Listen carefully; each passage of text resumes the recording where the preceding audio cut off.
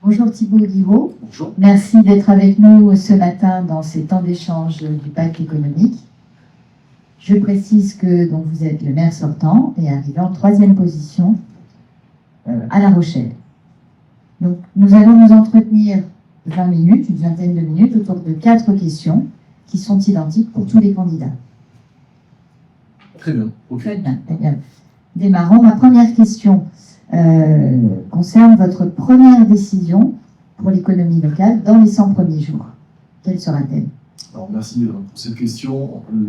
Pour nous, l'objectif, c'est dans les 100 premiers jours, c'est de réunir une task force, c'est-à-dire l'ensemble des personnalités du territoire, à la fois du monde économique, mais aussi public et parapublic, pour pouvoir aller rencontrer le ministre des Transports, parce que pour nous, l'objectif aujourd'hui, c'est d'améliorer la fréquence de TGV entre Paris et La Rochelle, mais aussi entre La Rochelle et Bordeaux.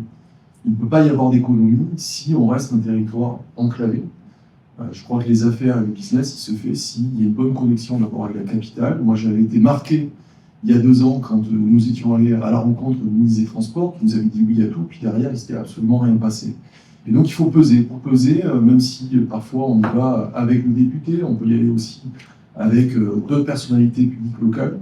Finalement, il faut y aller à beaucoup de nombre pour que le ministre des Transports accepte de faire les travaux, et notamment des travaux sur une petite tranche qui se situe au niveau de Saint-Vincent et qui permettrait de garder La Rochelle à 2h30 de Paris, et surtout avec des fréquences le matin et le soir. Mais surtout, je crois qu'on est depuis quelques années au sein de la région Nouvelle-Aquitaine. Pas plus tard qu'avant-hier, j'étais en échange avec le président Alain Rousset, le président du conseil régional, à ce sujet. Et on voit bien qu'on préfère tous prendre la voiture pour aller à Bordeaux plutôt que de prendre le train. Donc on doit aussi avoir des trains qui nous amènent à Bordeaux sur la gare Saint-Jean très rapidement. Dans les 100 premiers jours, on constitue cette task force qui va permettre d'avoir cette fréquence entre ces 2 grandes villes. Merci. Maintenant, dans le cadre des thématiques que je vais vous rappeler du pacte économique, quel engagement ou quels engagements concrets vous prenez devant les entreprises ici, donc notamment dans les domaines du logement et de la mobilité, de la fiscalité et du foncier d'entreprise? Alors, en matière de logement, d'abord, il faut savoir qu'à La Rochelle, 70% des habitants sont éligibles au logement social. C'est aussi une capacité par rapport à leur pouvoir d'achat. Donc, on va continuer de poursuivre nos efforts en matière de construction de logements sociaux. Aujourd'hui, on a 30% de logements sociaux sur notre parc. C'est bien au-delà des obligations réglementaires, c'est même dans l'ADN de la ville. Donc, on va poursuivre nos efforts. Il y a un grand projet sur l'ancien site du Parc Expo. Nous avons voté en conseil communautaire le fait de créer un nouveau quartier, le quartier des Saïdes, avec la création de 550 logements supplémentaires, dont 220 logements sociaux. Moi, je suis frappé, depuis le début de cette campagne, tous les candidats vous disent « le logement, c'est ma priorité ». Sauf que quand il s'agit de construire, personne ne nous dit où ils veulent construire. Et puis ils disent il y a un grand programme, le programme local de l'habitat, et puis on verra avec les autres maires, les autres communes, qu'il faudra absolument construire pour atteindre les objectifs qu'on s'est fixés. Sur la ville de La Rochelle, les objectifs, c'est 500 nouveaux logements sur les prochaines années par an. Donc vraiment, celui qui poursuivra, si les électeurs me font confiance, moi je poursuivrai ces objectifs. Sinon, je souhaite bon courage aux autres. Donc en matière de logement, il y a à la fois produire du logement, continuer, et notamment dans les quartiers où ça nous gêne le moins possible, parce qu'il y a un problème d'acceptabilité de par la population. Et puis, je pense qu'il faut aller chercher dans un gisement de recettes d'appartements qui existent déjà. Donc on a fait un audit, il y a 850 logements à La Rochelle qui ne sont pas loués. Tout simplement parce que ce sont des passoires thermiques, et les propriétaires ne peuvent pas, ils ont l'interdiction de mettre sur le marché locatif leur appartement parce que leur diagnostic énergétique est dégradé. Donc nous, on ne fait pas de côté, on dit l'agglomération qui est compétente en matière de logement, elle va aider à la rénovation énergétique et thermique de ces appartements pour inciter, contre loyer plafonné, à remettre sur le marché locatif ces appartements. Il y en a 850, donc ça peut aller assez vite. Vous voulez que je continue en matière de logement ou pas? Vous voulez enchaîner sur les mobilités? Oui, allez-y. Sur les mobilités? Ok. Bon, les mobilités, c'est l'enjeu de demain. Et vous le savez très bien, en tant que chef d'entreprise, dirigeant, si vous voulez fidéliser vos salariés, eh bien, vous devez faire en sorte d'avoir une offre de transport qui soit la plus performante possible. Alors là aussi, j'ai vu beaucoup de paradoxes pendant cette campagne. Sur le transport public, on vous annonce des gratuités. Rien n'est gratuit. Le budget annexe de l'agglomération qui porte les transports publics a besoin de capacités pour financer ces transports publics, mais surtout pour pouvoir investir massivement dans l'offre de bus, à la fois sur les bus en fin de journée, sur des horaires atypiques, très tôt le matin, la nuit, pour aussi toutes les personnalités à mobilité, les personnes à mobilité réduite. Donc en matière de mobilité, nous, ce que l'on pense, c'est qu'il faut continuer de développer l'offre de transport public, décarboner nos bus, et pour ça, il faut qu'on arrête la gratuité au dimensionnement que l'on a fait actuellement. Donc qu'est-ce qu'on a fait? D'abord, il y a une tarification sociale. Il faut savoir que les gens, à La Rochelle, payent en fonction de leurs revenus. Ensuite, il y a eu la tarification étudiante.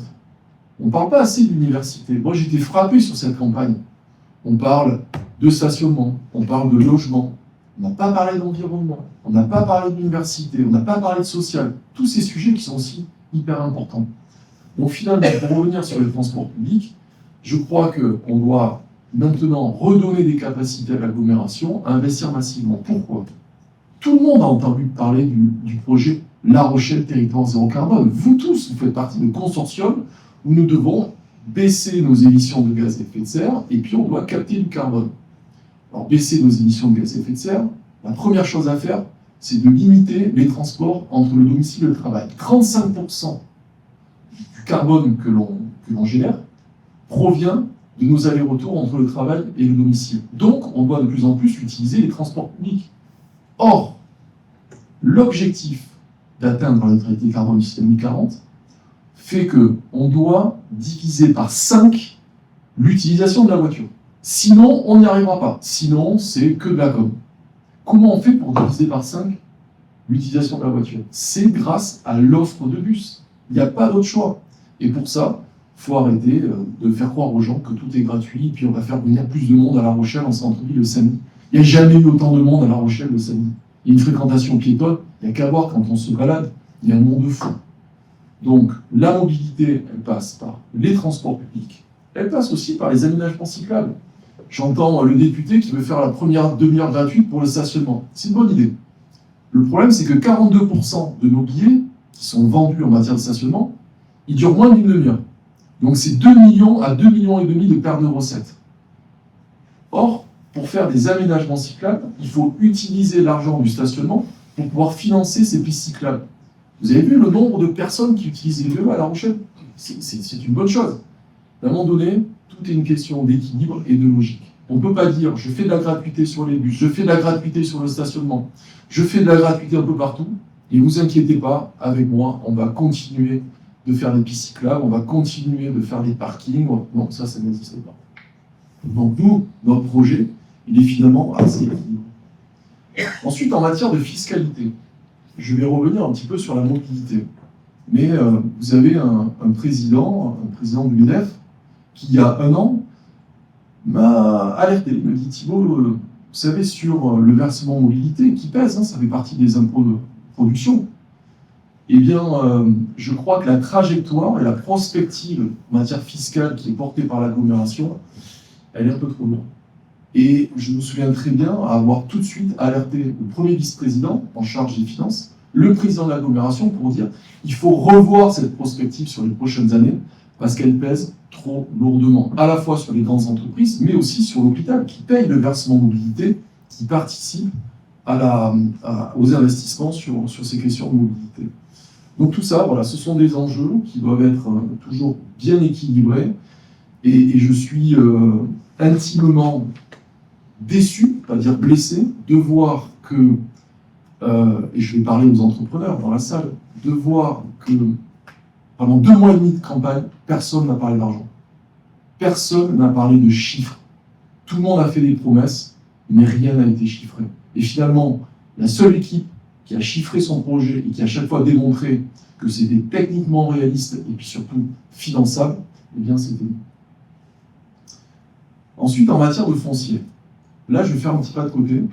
l'agglomération a une politique ces dernières années de dire que dans chaque parc, zone économique, il fallait partir sur des baux à construction pour maîtriser sur du long terme le foncier, notamment le foncier économique.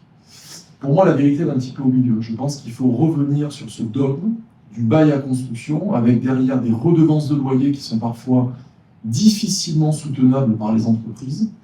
Et je pense que pour certaines entreprises, et notamment qu'on veut accueillir sur le territoire, eh bien, il faut vendre le foncier pour pouvoir consolider les actifs de l'entreprise. Vous voyez, c'est un changement finalement de paradigme par rapport à ce qui a été fait par notre vice-président en charge du développement économique ces dernières années.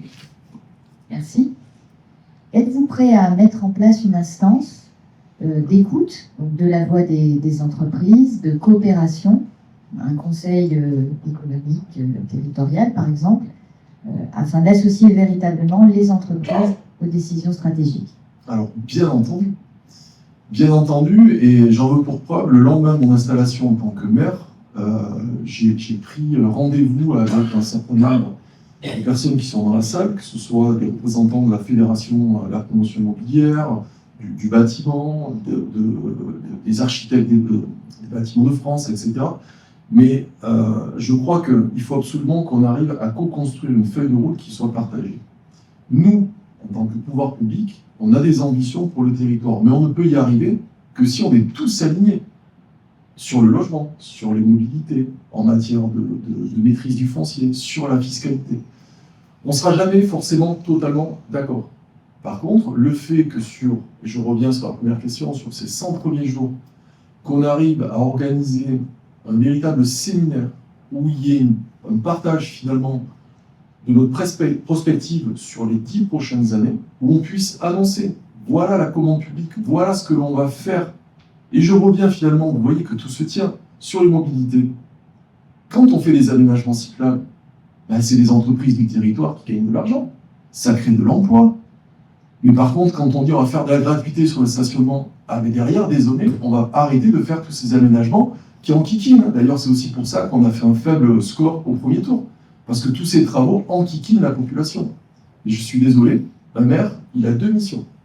Protéger la population et aménager le territoire. Et je crois qu'avoir de l'ambition sur ces aménagements participe aussi à une forme de rejaillissement sur l'économie du territoire. Donc oui, bien entendu, à l'instar de ce que nous avons fait avec les acteurs de l'immobilier, je souhaite qu'il y ait une forme de grand conseil économique qui vienne nous permettre de co-construire cette feuille de route partagée sur au moins 10 ans. Merci. Dernière question. Pourquoi votre projet est-il le plus favorable aux entrepreneurs et à l'emploi local? Combien de temps il nous reste? 5 minutes environ. 5 minutes.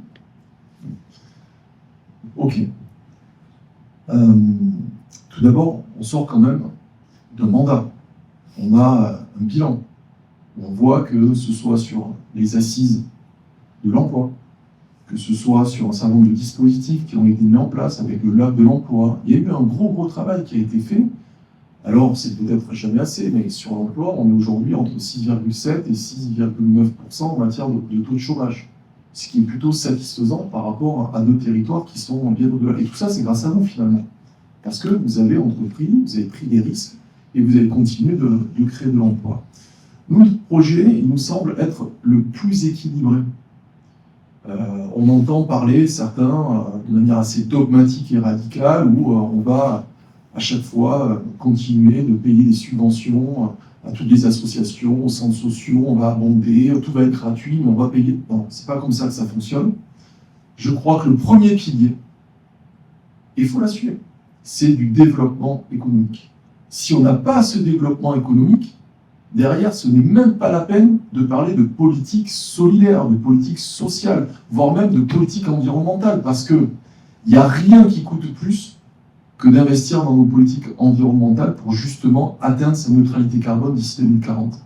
Donc quand on vous parle d'un paradigme qui commence par le social ou par l'environnement, je peux vous dire qu'on va dans le mur. Notre projet il est équilibré sur 3 piliers. D'abord, du développement économique. On va continuer de le faire en termes de rayonnement culturel. On a des grands projets. On construit un nouveau conservatoire. l'extension de la Sirène, le futur musée d'art et d'histoire. On a besoin de ce rayonnement culturel pour continuer de maîtriser notre activité. Ensuite, du rayonnement sportif. Regardez ce qu'on a fait en accompagnant le Stade Rochelais Rugby, avec la création de places supplémentaires. C'est génial. Quand il y a des Irlandais qui arrivent de l'extérieur, qui font aussi parler de notre ville, moi j'étais très surpris. Partout où je passe, en tant que maire sortant, on me parle de La Rochelle grâce au Stade Rochelais Rugby. Il faudra continuer aussi de le faire avec le basket, avec la création d'ailleurs d'une future salle. Donc notre projet nous semble plus équilibré parce que nous avons montré sur ce mandat qu'on était capable de bien gérer la ville. On a désendetté la ville, on a amélioré sa capacité d'autofinancement, c'est-à-dire l'épargne que l'on est capable de réinvestir chaque année. Et pour pouvoir réinvestir cette épargne, il faut à la fois maîtriser ses dépenses, et notamment en matière, on va dire, de dépenses de personnel, et puis surtout arriver à maximiser ses recettes. Et donc c'est ces équilibres-là qui nous pensent être le plus en faveur de l'économie. Et puis, vous dire, pour terminer, que l'avenir de La Rochelle, c'est renforcer son identité et assumer sa maritimité. Nous avons eu les assises de l'économie de la mer. J'ai eu la chance d'avoir des échanges courts, mais importants avec le président de la République à ce sujet. On doit assumer nos 4 ports, les grands ports maritimes, le port de commerce, le port de pêche. On a quand même le plus grand port de plaisance, le port historique qui participe aussi au rayonnement touristique. Et donc, de notre point de vue, notre programme permet vraiment de consolider l'identité maritime de La Rochelle et de faire en sorte que ça rejaillisse sur l'économie locale. Merci beaucoup Thibaut Guiraud et bonne continuation. Merci beaucoup.